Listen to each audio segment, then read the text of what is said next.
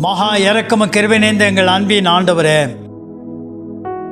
மனிதன் ஆகாரத்தினாலே மாத்திரமல்ல, தேவனுடைய வாயிலிருந்து புறப்படுகிற ஒவ்வொரு திருவசனத்தினாலும் பிழைப்பான் என்று சொன்ன விதமாய் ஆண்டவரே, இந்த கால வேளையில் நாங்கள் கர்த்தாவே உம்முடைய வசனங்களை தியானிக்கிற வேளையில் எங்களுடைய உள்ளங்கள் கொழுந்து விட்டு எரியும்படியாக அந்த வசனங்கள் நூறத்தனையான பலனை எங்களுடைய வாழ்க்கையில் கொடுக்கும்படியாய் அவைகளை நாங்கள் ஏற்றுக்கொண்டு விசுவாசித்து அபியாசப்படுத்தி நீர் வைத்திருக்கிற ஆசீர்வாதங்களை முழுமையாய் சுதந்திரித்துக் கொள்ள கிருபை தாரும்.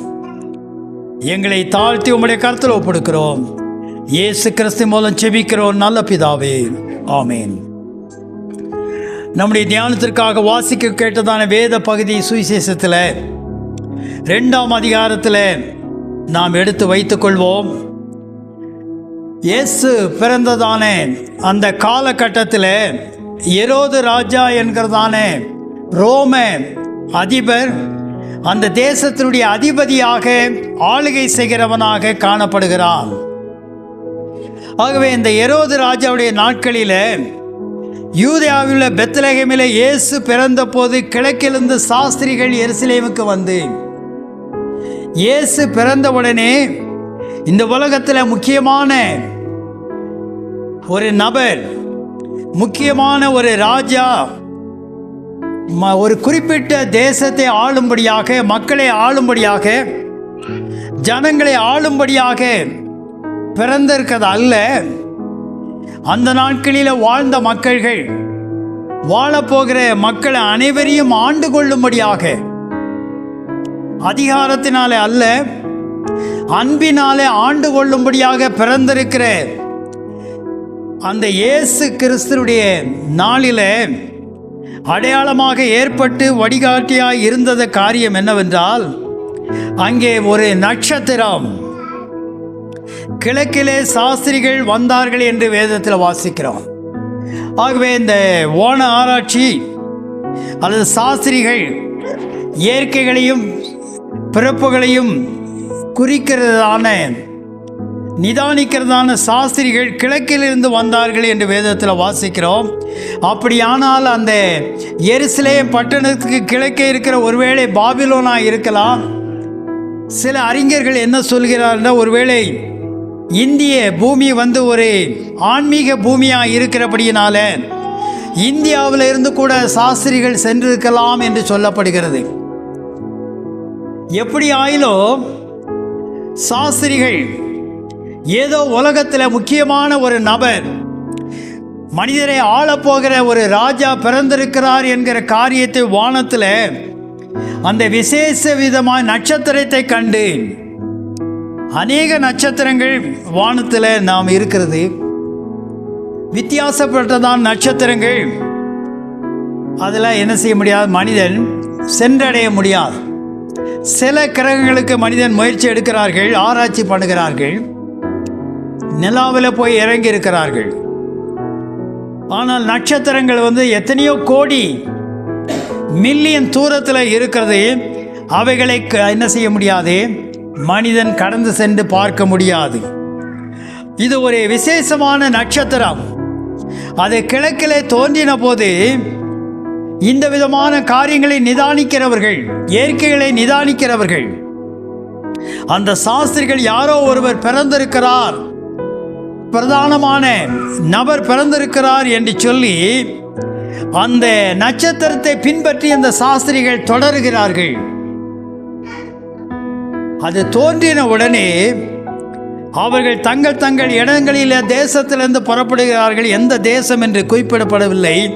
ஒருவேளை கிழக்கு பாபிலோனா இருக்கலாம், அல்லது இந்திய தேசத்திலிருந்து கூட சாஸ்திரிகள் போயிருக்கலாம்.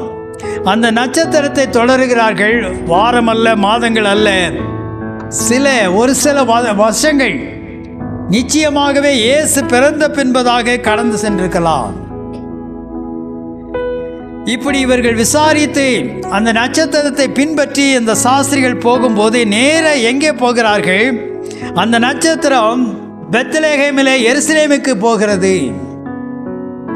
அது பட்டணம், ஆளுகை செய்கிற அங்கே பிரபு அதிபதி எரோது இருக்கிறார். ஒருவேளை பொதுவாக ராஜ வம்சத்தில் தான் ராஜகுமாரர்கள் பிறப்பார்கள். அப்போ ஏறத்தாழ அந்த தேசத்தில் 42 ராஜாக்கள் ஆளுகை செய்திருக்கிறார்கள். இஸ்ரவேலில் தெற்கு பகுதியில் வடக்கு பகுதியில் 42 ராஜாக்கள், ஒரு ராணி இருந்திருக்கிறார்கள். 41 ராஜாக்கள் அந்த தேசத்தை ஆளுகை செய்திருக்கிறார்கள். ஆனால் எந்த ராஜா பட்டாபிஷேகம் பெற்ற போதோ பிறந்த போதோ இப்படிப்பட்டதான ஒரு விசேஷித்த அடையாளம் ஏற்படவில்லை. ஆனால் இயேசு கிறிஸ்துக்கு மாத்திரம் வானத்தில் நட்சத்திரம் காணப்பட்டது. நம்ம பிறக்கும்போது ஏதாவது நட்சத்திரம் வந்துச்சா? ஃபேன் சுற்றுறதே பெருசாக இருந்துச்சு. சில நேரங்களில் ஃபேனே சில வீடுகளில் அந்த காலத்துல எல்லாம் கிடையாது. அப்போ அந்த விசேஷமான ஒரு அடையாளம், இந்த நட்சத்திரம் இந்த சாஸ்திரிகள் வாழுகிற தேசத்தில் தோன்றி அவர்களை நடத்தி நேராக எருசலேமுக்கு வருகிறது. அங்கே ஆளுகை செய்கிற அந்த ராஜ அரண்மனையிலே போய் விசாரிக்கிறார்கள். என்ன கேட்கிறார்கள்? வாசிங்கள் 2:2.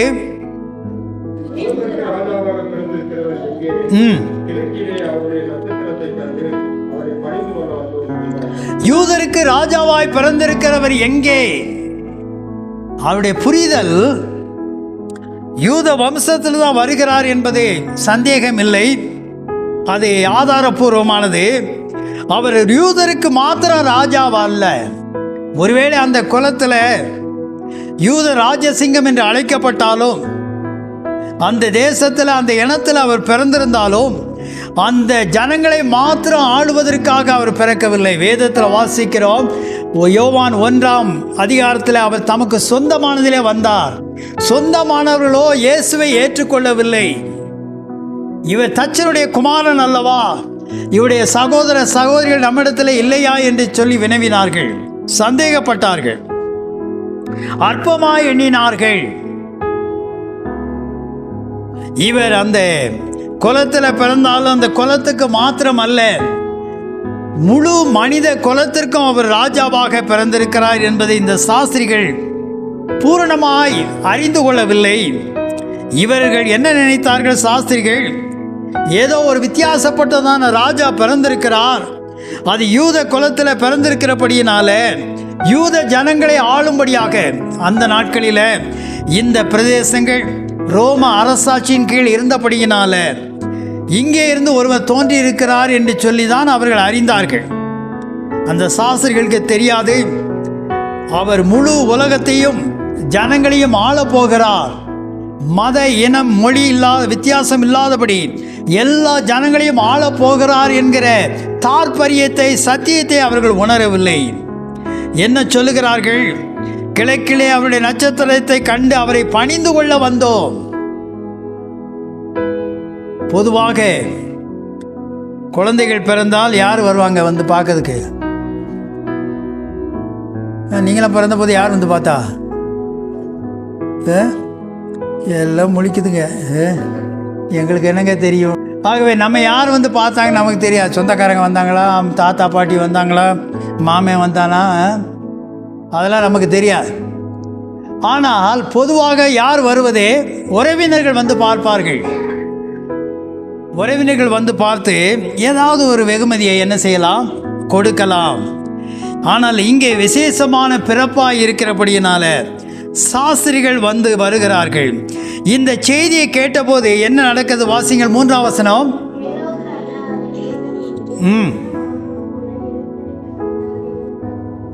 கலங்கினார்கள். ஏரோது ராஜா இதை கேட்டபோது இந்த செய்தியை, யூதருக்கு ராஜாவாய் பிறந்திருக்கிறவர் எங்கே என்று இந்த சாஸ்திரிகள் வந்து வினவின போது, தேடின போது, இந்த செய்தியை கேட்ட இந்த ராஜா ஆளுகை செய்கிறவர், அந்த ரோமாபுரி அதிகாரத்தின் கீழே அந்த பிரதேசத்தை ஆளுகிற ஏரோது ராஜா என்ன செய்தானா, அவனோடு கூட மற்ற ஜனங்களும் கலங்கினார்கள். என்ன ஏற்படுகிறது? அதிகாரம் என்பது ஒருவர் சொல்லுகிறார், அது ஒரு விதமான போதை, அடிக்ஷன். அப்போ அந்த அதிகாரத்தில் இருக்கிறவர்கள், அந்த நாற்காலியில் இருக்கிறவர்கள் கீழே இறங்குவதற்கு அநேகருக்கு என்ன செய்யறதில்லை? 99% மனம் இல்லை. ஏனென்றால் காலகாலமாய் நாங்கள் தான் ஆள வேண்டும், நாங்கள் தான் அதிகாரத்தில் இருக்க வேண்டும் என்று எண்ணுகிற அந்த சுபாவம் மனிதனுக்குள்ளே இருக்கிறது. அப்போ இந்த செய்தியை கேட்டு அந்த ராஜாவும் அந்த ஜனங்களும் யாரோ ஒரு புதிய ராஜா வந்திருக்கிறாரே என்று சொல்லி அவர்கள் கலங்குகிறார்கள். அப்போ அதிகாரத்தில் இருக்கிற அதிகாரிகள் அல்லது ஆளுகை செய்கிறவர்கள் தொடர்ந்து தாங்கள் தான் ஆள வேண்டும், கடைசி வரைக்கும் மரண பரியந்தம் நாங்கள் தான் ஆள வேண்டும் என்று சொல்லி எண்ணுகிற அந்த சுபாவம் உள்ள மனிதர்கள், அதிகாரிகள், ஆளுகை செயல்கள் இருக்கத்தான் செய்கிறார்கள். அதற்கு விதிவிலக்கு இந்த ஏரோது ராஜாவும் இல்லை. இவருக்கும் அந்த விதமான ஆசை. இவர்கள் அனைவரும் கலங்கினார்கள். அப்பொழுது என்ன செய்கிறான் ஏரோது ராஜா? அங்கே இருக்கிற ஆசாரியன், பிரதான ஆசாரியன், தேவாலயத்தில் இருக்கிற ஆசாரியர், வேத பாரகர்கள், பண்டிதர்களை அழைத்து இயேசுவானவர் எங்கே பிறப்பார் என்று சொல்லி ஆராய்ந்து பாருங்கள், ஆராய்ந்து எனக்கு சொல்லுங்கள் என்று சொன்னபோது, அவ ஏற்கனவே பல நூற்றாண்டுகளுக்கு முன்பதாகவே அந்த தேசத்தை, அந்த ஜனத்தை ஆளும்படியாக அந்த ஜனத்தில் ஒரு பிரபு ஆளுகை செய்ய தோன்றுவார் என்று சொல்லி தீர்க்கதரிசனமாக சொல்லப்பட்டிருக்கிறது. நம்ம பிறக்கிறதுக்கு முன்னாடியெல்லாம் யாரும் தீர்க்கதரிசனம் சொல்லலை. ஆம்பளை பிள்ளை பிறப்பாங்க, பொம்பளை பிள்ளை. இப்போ தான் என்ன செய்கிறது? சில காரியங்கள் கண்டுபிடிக்கப்படுகிறது. ஆனால் இவ்விதமாக பிறப்பார் என்று சொல்லி, மனிதனை மீட்கும்படியாக மீட்பர் பிறப்பார் என்று சொல்லி, இந்த இடத்துல, இந்த தேசத்தில், இந்த குலத்தில் பிறப்பார் என்று சொல்லி தீர்க்கதரிசனமாய் பல நூற்றாண்டுகளுக்கு முன்பதாகவே ஏசாயாவில், மேலும் மீகாவின் புஸ்தகத்தில் எழுதப்பட்டு இருக்கிறது. ஆகவே இதை விசாரிக்கிறான். கண்டிப்பாக இங்கே தான் பிறப்பார் என்று அவர்களுக்கு சொல்லப்படுகிறது இந்த ராஜாவுக்கு. ஆகவே இந்த சாஸ்திரிகளை இந்த ராஜா அழைத்து, நீங்கள் என்ன செய்யுங்கள், நீங்கள் முதலாவது போய் அதை எங்கே அந்த குழந்தை பிறக்கிறது என்று விசாரித்து பணிந்து கொண்டு திரும்ப வந்து என்னிடத்தில் சொல்லுங்கள். நானும் வந்து என்ன செய்வேன், அந்த பிள்ளையை பணிந்து கொள்வேன் என்று சொல்லி அனுப்புகிறான். இவர்கள், இந்த சாஸ்திரிகள் ராஜா கொடுத்த கட்டளை என்ன? நீங்கள் போய் பிள்ளை எங்கே பிறந்திருக்கிறது என்று கண்டு பணிந்து கொண்டு திரும்ப என்னிடத்தில் வந்து தகவலை கொடுங்கள். நானும் வந்து என்ன செய்வேன், அந்த பிள்ளையை பணிந்து கொள்ளும்படியாக நான் செல்வேன் என்று சொல்லுகிறான். ஒன்று கலக்கம், பயம், தன்னுடைய நாற்காலிக்கு ஆபத்து ஏற்பட்டு விட்டதோ என்கிறதான எதிர்கால பயம் இவனுக்கு உண்டாயிற்று. ஆகவே இவனுடைய நாற்காலியை பிடுங்கவோ அதில் அமரவோ இயேசு கிறிஸ்து இந்த உலகத்தில் அந்த நாட்களில் இருந்த இந்த ராஜாக்கள், அதிபதிகளை குறித்து ஆண்டவர் என்ன செய்கிறதில்லை, அதை அந்த இடத்தை பிடிப்பதற்காக வரவில்லை.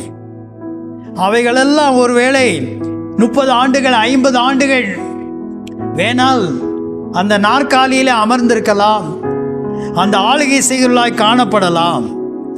ஆனால் தலைமுறையாய் மனிதனுடைய சிந்தனையிலும் வாழ்க்கையிலும் ஆளும்படியாக 2000 ஆண்டுகள் கடந்து விட்டது. அவர் இன்றும் அநேக குடும்பங்களிலே இயேசு அரசாளுகிறார். இயேசுவே இல்லங்களின் தலைவராயிருக்கிறார். தனிப்பட்ட நபரினுடைய ராஜாவாயிருக்கிறார். நாம் அல்ல, பவுல் சொல்லுகிறார், இனி நான் அல்ல, கிறிஸ்துவே என்னிலே ஜீவிக்கிறார். ஒரு நாற்காலியில, ஒரு இடத்துல, ஒரு பகுதியில் இருந்து ஆளுகை செய்யும்படியாக அல்ல. இந்த ராஜாவுக்கு பயம். இவர்கள் சாஸ்திரிகள் போய் கரெக்டாக அந்த நட்சத்திரம் இருக்கிற இடத்தை, அது எங்கே நின்றதோ அந்த வீட்டுக்குள் இவர்கள் பிரவேசித்து அதை கண்டு மிகுந்த சந்தோஷம் அடைந்து, 11ஆம் வசனம் சொல்லுது, அவர்கள் அந்த வீட்டுக்குள் பிரவேசித்து குழந்தையும் அதன் தாயாகிய மரியாளையும் கண்டு சாஷ்டாங்கமாய் விழுந்து அதை பணிந்து கொண்டு உள்ளே பிரவேசிக்கிறார்கள். இயேசு கிறிஸ்து எங்கே பிறந்தார்? எந்த இடத்துல? மாட்டு தொழுவத்தில் இயேசு பிறந்தார். போனவரும் சொன்னோம்ல, மாட்டுக்கொட்டையெல்லாம் பேசணும்ல. ரைட். இப்போ எங்கே இருக்கு? எங்கே போயிட்டாங்க? வீட்டில் இருக்கிறார்கள். குழந்தை பிறந்து எடுத்துக்கொண்டு வீட்டுக்கு போய்விட்டார்கள். அந்த வீட்டிலே அதனுடைய தாயாகிய மரியாளையும் குழந்தையும் கண்டு சாஷ்டாங்கமாய் விழுந்து, சாஷ்டாங்கம்னா எப்படி விழுறது? முகங்குப்புற தரையில் அப்படியே விழுந்து பணிந்து கொண்டு, அப்போ அந்த குழந்தை முதலாவதாக ஒரு விசேஷமான குழந்தை பிறந்திருக்கிறது. இந்த உலகத்தை ஆளப்போகிற ராஜா பிறந்திருக்கிறார். இதுவரைக்கும் காணாத நட்சத்திரத்தை நாம் கண்டோம் என்று சாஸ்திரிகள் வந்து அதை உணர்ந்து சாஷ்டாங்கமாய் கீழே விழுந்து பணிந்து கொண்டு அடுத்து என்ன செய்றாங்க? தங்கள் பொக்கிஷங்களை திறந்து என்னெல்லாம் கொடுக்குறாங்க? பொன், அதற்கு காணிக்கையாக வைத்தார்கள். என்ன கொண்டு வந்திருக்காங்க? தங்கம். இப்போ ஒரு பவுன் என்ன விலை? எங்கே போயிட்டு 1,00,000 மேலே போயாச்சு. 1,05,000. அதனால் தங்கம்னு எழுதி காதில் பேப்பரில் தொங்க விட்டு விட வேண்டியதான். எல்லாம் தங்கங்கிற பேரை வச்சுக்கிட வேண்டியதான். நான் சிறுவனாக இருக்கும்போது, சிறுவனாக பேரம் தெரியும் போது, 4ஆம் கிளாஸ் படிக்கும்போது தங்கத்தினுடைய விலை 97 ரூபா. ஒரு பவுன் எவ்வளவு? இப்போனா இருக்கிறவங்க உடனே போய் கடையில் வாங்கிட்டு வந்துடுவீங்க. 100 ரூபாயெல்லாம் இப்போ பார்க்க முடியாது. ஏன்னா எங்கள் அப்பா 2 மோதிரம் போட்டுருப்பார் அவசரத்துக்கு வச்சுக்கலான்ட்டு. 97 ரூபா. எனக்கு தெரிஞ்சு 100 ரூபா ஆச்சுது. அப்போ இப்போ எவ்வளோ போச்சு? லட்சம் தாண்டியாச்சு. அப்போ இந்த சாஸ்திரிகளுக்கு இவர்கள் பெரிய பணக்காரர்கள் அல்ல. இந்த சாஸ்திரிகளுக்கு, ஞானிகளுக்கு எப்படி தங்கம், விலை உயர்ந்த பொன்னு, தூபவர்க்கம், வெள்ளை போலம் எப்படி கிடைத்தது? ஒருவேளை அந்த தேசத்தில் நாங்கள் ஏதோ விசேஷமான ஒரு நட்சத்திரத்தை கண்டிருக்கிறோம், ஏதோ ஒரு தேசத்தில் ஒரு ராஜா பிறந்திருக்கிறார் என்பது அடையாளமாய் காட்டுகிறது. நாங்கள் பணிந்து கொள்ள செல்கிறோம். ஒருவேளை எங்களுக்கு பணிந்து கொள்ளும் வெறுங்கையோடு போக முடியாது, நீங்கள் ஏதாவது கொடுங்கள் என்று சொல்லி அந்த தேசத்தில் உள்ள ராஜாவை அணுகி இந்த பொன்னையும் வெள்ளை போலத்தையும் இந்த தூப வர்க்கத்தையும் இவர்கள் பெற்றுக்கொண்டு வந்து, ஏன்னா இவைகள்லாம் வெறு காஸ்ட்லி திங்ஸ். பொண்ணு இந்த அந்த காலத்தில் அந்த காலத்துடைய மதிப்பில் இருந்திருக்கும்.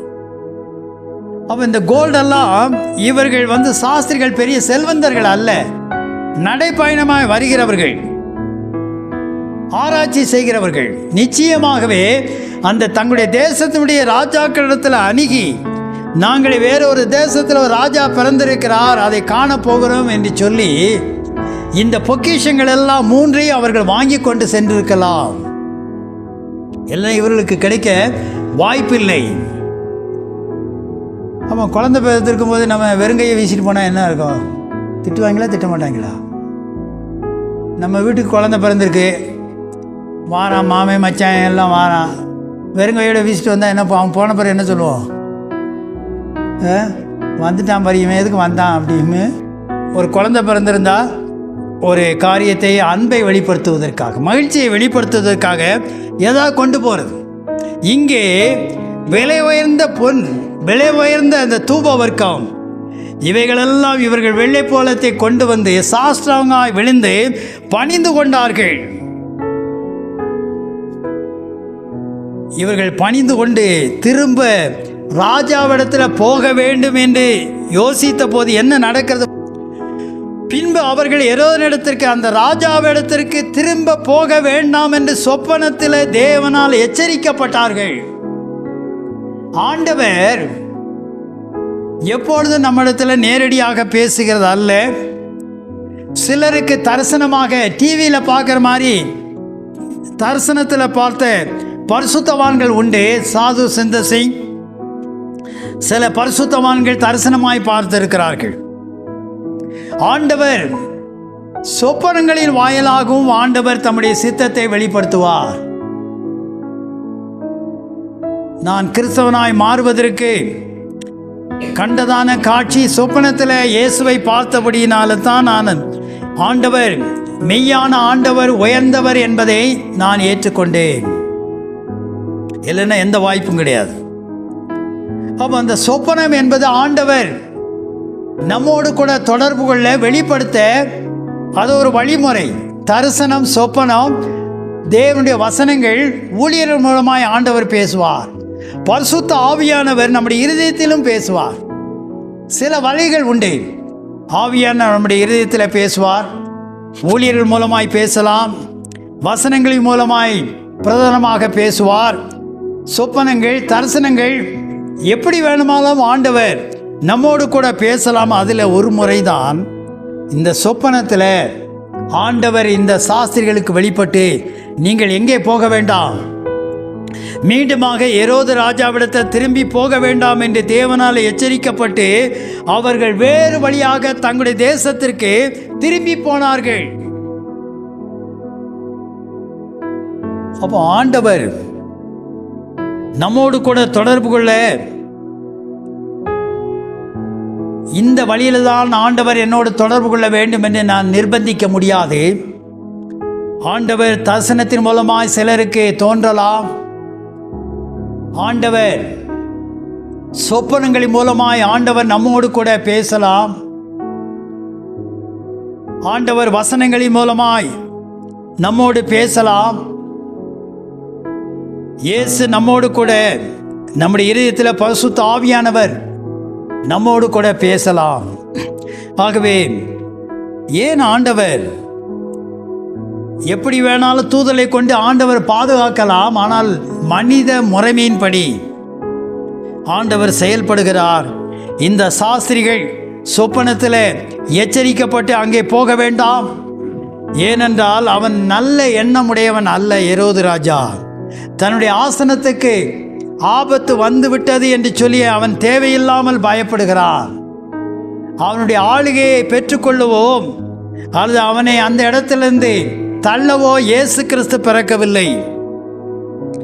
ஆண்டவர் பிசாசை ஆசனத்திலிருந்து தள்ளி தாம் சிங்காசனத்தில் ஒவ்வொருடைய வாழ்க்கையில் அமரும்படியாகத்தான் தோன்றினாரே தவிர இந்த உலகத்தில் அவர் ஆளுகையை பெறும்படியாக வரவில்லை.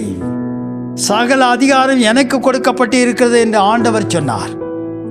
ஆகவே இவர்கள் தங்கள் தேசத்திற்கு வேறு வழியாக திரும்பி போனார்கள். அருமையா தேவனுடைய ஜனமே, இந்த இயேசு பிறந்திருக்கிறார் என்று கேள்விப்பட்டவுடனே இது சாதாரண பிறப்பு அல்ல, அசாதாரண பிறப்பு. இது இந்த உலகத்தை மீட்கும்படியாக, மனிதரை ஆளும்படியாக, ஆளுகை செய்யும்படியாக பிறந்திருக்கிற இந்த இயேசு கிறிஸ்து இந்த நட்சத்திரம் மூலமாய் வழி நடத்தப்பட்டு இந்த சாஸ்திரிகள் வந்து சாஷ்டாங்கமாய் பணிந்து கொண்டு விலையேற பெற்ற பொக்கிஷங்களை, ஆண்டவருக்காக காணிக்கைகளை அவர்கள் அர்ப்பணித்தார்கள். இதிலிருந்து நாம் பெறுகிற பாடம் என்னவென்றால், நாம் ஆண்டுடைய சமூகத்தில் சாஷ்டாங்கமாய் தேவ சமூகத்தில் ஒவ்வொரு நபரும், நானும் நீங்களும் என்ன செய்ய வேண்டியது? தாழ விழுந்து நம்முடைய வாழ்க்கையை ஆண்டவர் ஆண்டு கொண்டு இருக்கிறார்.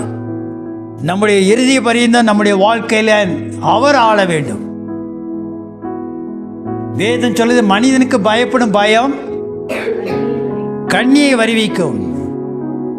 ஆகவே மனிதனுக்கு பயப்பட வேண்டிய அவசியம் இல்லை. நாம் யாருக்கு தாழ விழுந்து பணிந்து கொள்ள வேண்டுமானால் இயேசுடைய சன்னிதானத்தில் நாம் தாழ விழுந்து நம்மை மீட்க முடியாத பாவ வாழ்க்கையிலிருந்து, சாபத்திலிருந்து, மரண பயத்திலிருந்து நம்மை விடுவித்தாரே. நம்முடைய வாழ்க்கையில் ஆளுகை செய்கிறார், குடும்பத்தை ஆளுகை செய்கிறார். நம்முடைய பிள்ளைகளுக்கு ராஜாவா இயேசு கிறிஸ்து இருக்கிறார். அந்த அன்புக்காக நம்முடைய காணிக்கை, ஒருவேளை நமக்கு பொன்னும் பொருளும் தூப வர்க்கம், வெள்ளை போர்க்கம் தேவையில்லை. நம்முடைய இருதயத்தையே நாம் ஆண்டவருக்கு காணிக்கையாக அர்ப்பணித்து, ஆண்டவரே நீர் எங்களை இன்றும் என்றும் ஆண்டு கொள்ளும் என்று சொல்லி நாம் அவரை தொழுது கொள்ளும் போது, ஆண்டவர் நீ பயப்படாதே, நீ எழுந்திரு, நான் உன்னை ஆசீர்வதிப்பேன், உன் குடும்பத்தை ஆசீர்வதிப்பேன், உன் பிள்ளைகளை ஆசீர்வதிப்பேன் என்று ஆண்டவர் சொல்லுகிறார். ஆகவே நாம் தேவ சமூகத்தில் நம்மை அர்ப்பணிப்போம், தேவ சமூகத்தில் பணிந்து கொள்வோம். நம்மையும் நம்முடைய குடும்பத்தையும் நம்முடைய பிள்ளைகளையும் நாம் செய்கிற பணியும் நாம் ஆராதிக்கிற இந்த ஸ்தலத்தையும் ஆண்டவர் நிச்சயமாகவே ஆசீர்வதிப்பார். நாம் தலைகளை தாழ்த்தி ஜெபிப்போம்.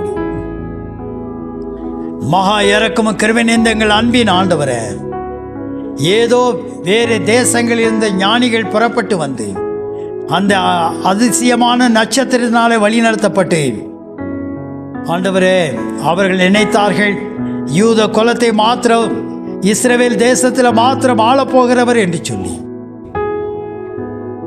மக்களுடைய இருதயங்களையும் வாழ்க்கையும் ஆளும்படியாக 2000 ஆண்டுகளுக்கு முன்பாக நீர் அவதரித்தீர் சுவாமி.